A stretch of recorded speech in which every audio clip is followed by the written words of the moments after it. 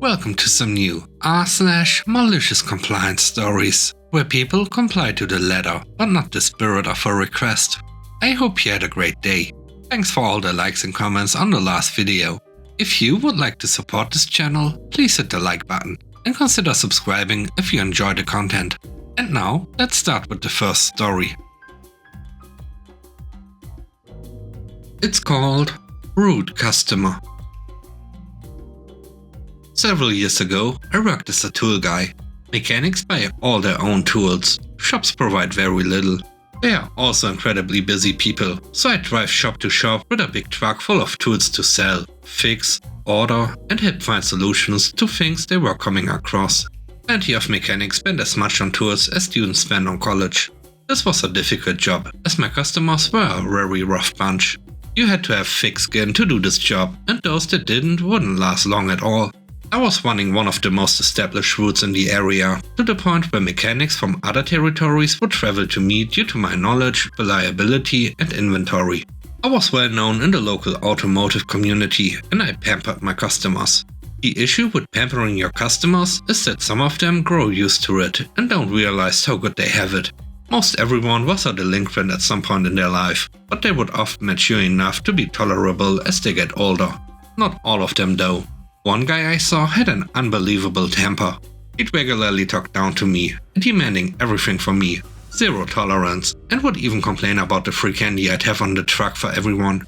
One day, I showed up, and he asked, "Hey, do you remember the time I told you my jump pack was acting up?" "I don't. Sorry. What's wrong with it?" He did not like the fact I didn't remember our conversation from 4 months ago. He flipped. He started going on a tirade. I don't remember what he said, but only half was in English, so you know he was mad.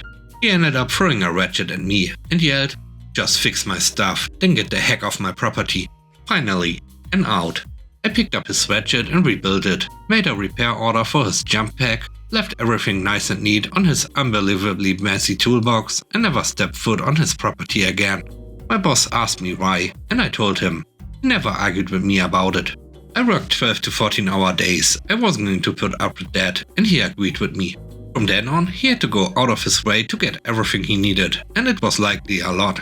He even moved his shop to a different area, where a less reliable tool guy was. I heard a rumor that he wanted to apologize to me so I'd come back, but he never had the stones to do it.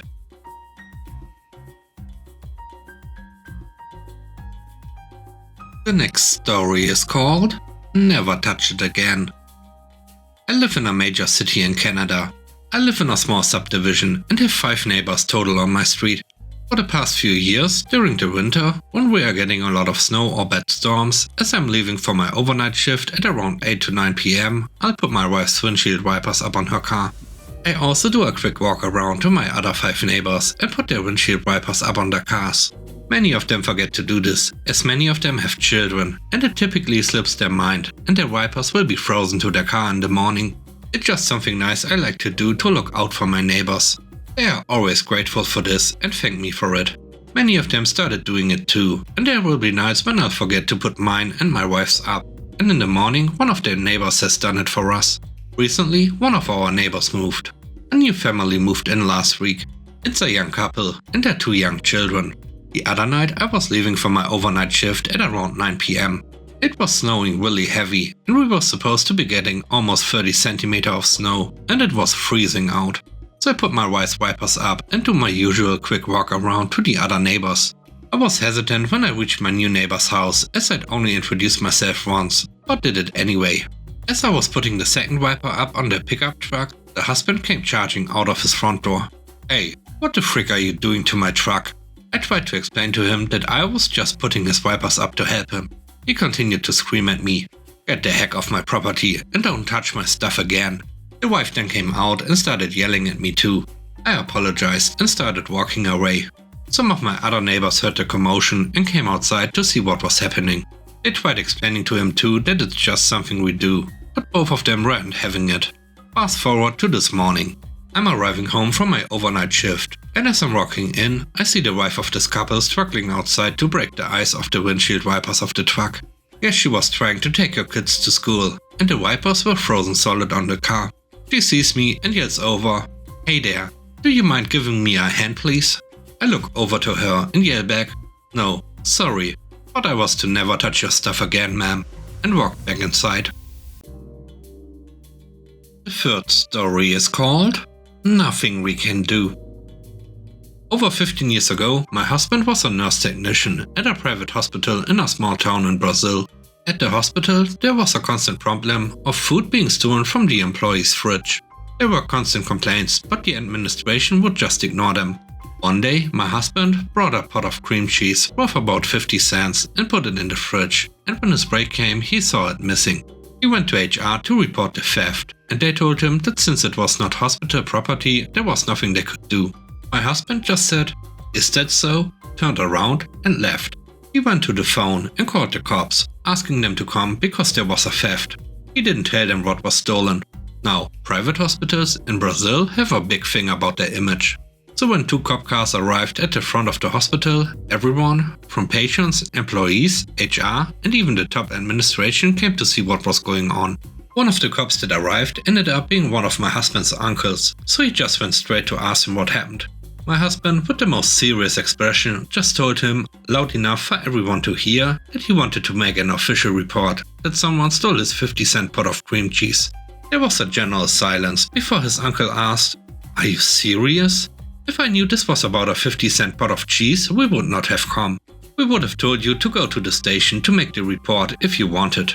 My husband just answered with a smile, "I know, that is why I did not say what was stolen, and now you have to make the report." Which he did. Obviously, the police wouldn't do anything about it.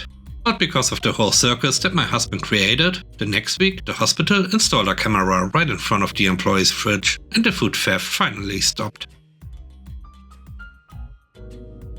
The last story is called Leave It Alone. This happened in 2018. Back then, I was waitressing to put a bit of money aside. Not in the US, it actually pays a living wage where I'm from. Restaurants are very chaotic, but man, this one? I've never seen something quite like it. The owner would come in and tell the customers they were filthy to their faces, all the while ignoring the fact that there were rats and roaches crawling in the place. One day after we did dinner service, things slowed down, and for the first time this day, I actually have time to go empty and clean my tables. I'm in the front of the outside sitting area, so I start taking some of the water jugs that are on the tables, intending to drop them by the bar as I go fetch my trail. Because, you know, an empty voyage is a wasted voyage in this kind of job. And the day manager sees me taking jugs in my hands. Like 3 or 4 by hand to make the most of it. It didn't look like I'm being the pretend you're busy kind of lazy. And he goes red in the face and asks, "What are you doing? We need to clean the tables so we can sit more people. Leave the water jugs alone and clean the tables." I start opening my mouth to say that is what I'm doing, and that part of getting the tables clean is removing the stuff that's on them. And also that the barman just told me a few minutes ago that he was out of jugs, so we couldn't refill people's water. He doesn't let me get a word in, scolds me for even trying to talk back, and just reiterates, "Leave the jugs alone and clean the table." So that's what I did. I cleaned every item on every table, but left the half-empty jugs on the tables.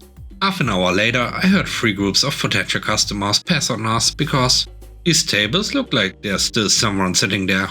Or because, look, they can't even get their tables clean and they are barely half full. I don't want to eat here. That's the time it took for the day manager to realize we had no water jugs anymore to give to people. He was very upset when I explained why, but he couldn't fire me for following directions. I quit the following week anyway.